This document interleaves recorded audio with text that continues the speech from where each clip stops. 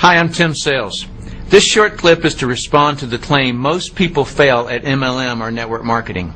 My first thought on this is to question who would make this claim. Please ponder that. It should reveal to you that the person is pretending to be a victim. My guess is someone is simply trying to justify why they quit network marketing or never started. If you looked at the statistics of how many people make money compared to how many don't make money in network marketing, you could draw the conclusion that yes, less people make money than do not. But why people act as though this is any different than anything else is unknown to me, because the same could be said about anything people attempt. By the way, every time I say fail, I want you to picture the word fail in quotes.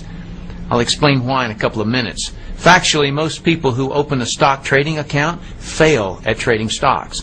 Most people who get into real estate fail at selling even one real estate property. Most people who want to sing at the opera fail.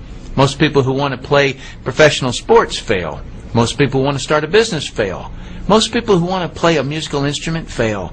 Most people who want to get into shape fail. So while it's true that most people fail at network marketing, it's also true that most people fail at every pursuit. The wise and logical thing to do is not look at the percentage that failed, but to look at what they did to fail versus what people that succeeded did to succeed. For those who have never been in network marketing, please allow me to explain to you how misleading this claim that most people fail actually is. To get into a network marketing company, it typically takes less than $50 to purchase a starter kit, which is all that is required to join a company. And logically, a new person will purchase some products so they'll know what they're selling. So let's say it cost a total of $300 for the products and the starter kit. Now, according to the people who claim that most people fail, if that person who bought their kit stops doing the business at any time in the future, they failed. That's how that statistic is calculated. But get this. In most network marketing companies, if the person quits, they could send the products back within a certain time and get a refund. So their true loss is only the $50 starter kit and maybe a product restocking fee. One of the main network marketing companies will give you a 100% refund on products and the starter kit if returned within 30 days. In fact, you get a 90% refund if you return the products within a full year. Let me put this into perspective for you.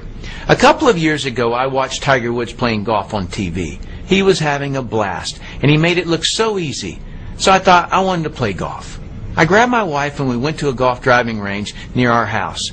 We just happened to have our camera with us so we can recreate this experience for you. We weren't horrible at it and thought it would be fun and challenging to get involved with golf. We both went down to the local golfsmith store and bought some golf clubs, bags, shoes, balls, and a couple of training books and DVDs. Walked out an hour later having spent $4,000. We went to the driving range a few times to practice, which cost us about $20 each trip. We played a couple of times at a local golf course for about $80 plus $30 to ride in a little golf cart. So it was about $110 each time we played. I then read about a beautiful golf course in Naples, Florida at the Ritz-Carlton Resort. We drove there and it cost us about $700 a night to stay at the hotel and $200 each to play the course. That day, we played. It was around 100 degrees outside and we sweated for 4 hours straight. I played terrible and hated the experience. I hated it primarily because I performed terribly and the heat made it very uncomfortable. We left Naples having spent $1,200. When we got home, I threw the clubs in the garage and haven't played since. So my golf experience cost me about $5,000, of which none of it was refundable. Why didn't I post up a website and write about how the golf industry is ripping people off, and when you look at the statistics, the odds of playing golf like Tiger Woods is less than 0.0001%? Why didn't I scream and yell about the unfairness that the actual cost of the golf club is only about $6, but Golfsmith charged me $100 each club? I didn't post a website like that because I'm not playing victim. I know what happened. I didn't fail at golf. I quit. Allow me to point out some similarities between my golf experience and network marketing. Watching Tiger Woods having fun was like me going to a business presentation and getting excited. Going to the driving range with my wife was like asking a friend to join me. It looked fun and we thought we would be able to do well at it. Buying the golf clubs and all of the gear was like buying a starter kit with some products, although I spent a lot more money on golf clubs. Buying the books and training DVDs is similar to buying the training materials in network marketing. The fact that I didn't perform to my expectations that day in Naples is very similar to someone not having immediate success in network marketing. What I am sure of is that every person who is a professional golfer has had days where they didn't play to their expectations, but they evidently didn't quit. They stuck to it. Their interest in being great at golf was greater than their interest in quitting. The truth is, I didn't fail at golf. I quit golf. All the millions and millions of people who have golf clubs in their garage and aren't playing golf now didn't fail at golf either. They quit. The true facts are, it takes no effort to quit network marketing. Just throw your kit in the garage and not do it anymore. That's all it takes to quit.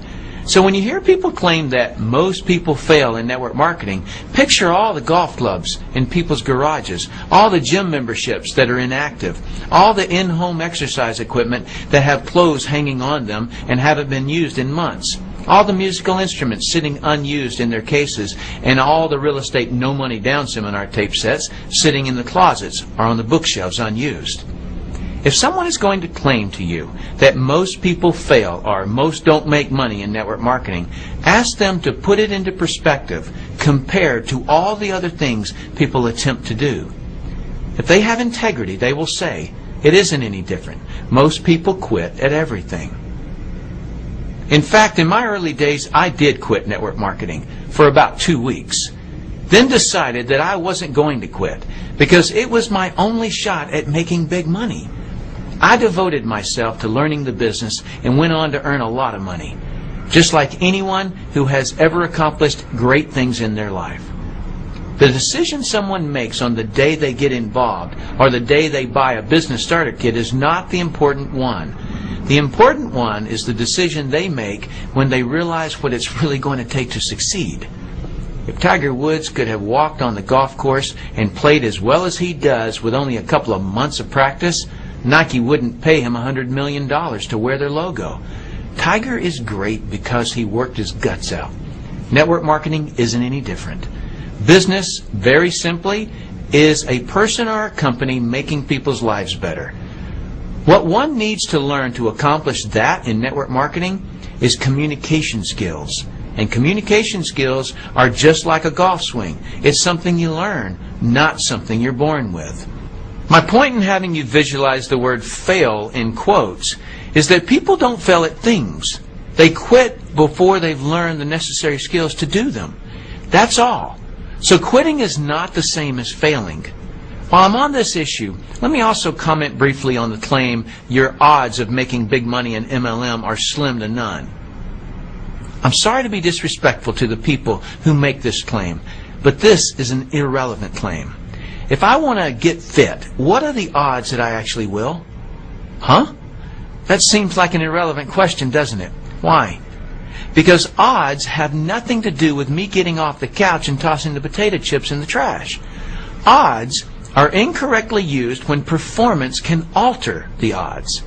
If I roll a die, there's no performance involved. So someone can say the odds of rolling a 3 are 1/6.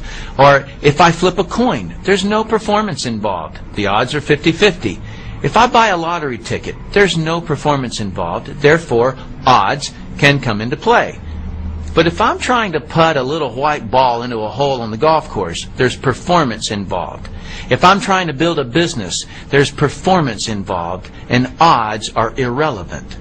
Performance is, has been, and always will be based on knowledge and training. That's how anyone gets better at anything.